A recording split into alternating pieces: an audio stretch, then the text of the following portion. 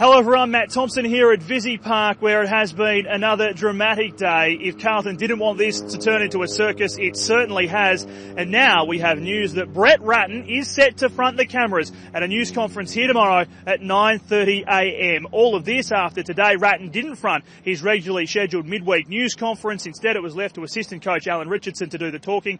We saw Ratten just a few moments ago depart here at Visy Park for the day. He did look visibly dejected as he drove away in his car. Obviously, there have been reports throughout the afternoon that Ratten's fate has been sealed, that he has been told that he will not be required at the Blues next year. Now, whether or not that is 100% correct remains to be determined. We are, of course, waiting to find out the exact chain of events here.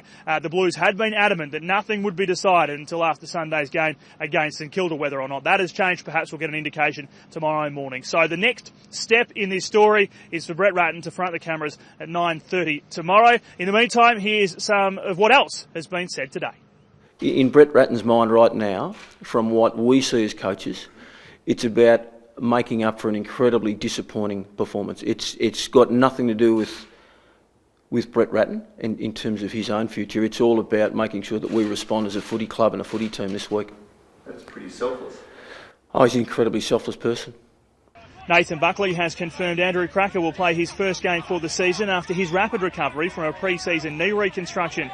His selection comes off an impressive month in the VFL. Yeah, he's just demanded selection, which is a great position to be in as a match committee, because there's a bloke there that, through his own merits and performance, needs to play and will play, and he should come in confident with what he's been able to do. And in further good news for the Magpies, skipper Nick Maxwell and ruckman Darren Jolie are likely starters for Saturday night's clash with Essendon.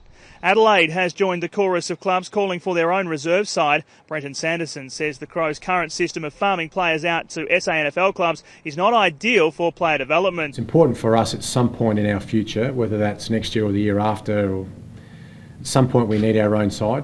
Now we'll discuss that later. I mean, our focus obviously for me and the team is winning this weekend and playing well, but at some point we'll have our own reserve side.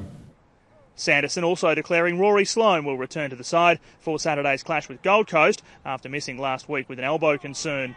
At Essendon, Mark McVeigh has called it a day after 232 games in the red and black. Injuries have restricted the 31-year-old to just 3 games this season, and while the mind is still strong, his body has had enough. And I've had the most amazing and exciting time of my life at this club, and I've loved every minute of it.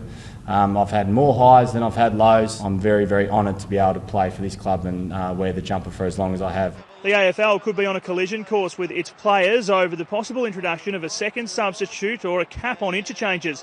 The players want it to remain the same, but the league will decide in October whether any changes will be made. It's fair to say the players have got some real reservations about that, and we understand that. And we need to keep that in mind when we're looking at the options. I mean, one option is to do nothing, but we do have a concern about some emerging trends concerning congestion, whether they call it stacks on the mill, etc.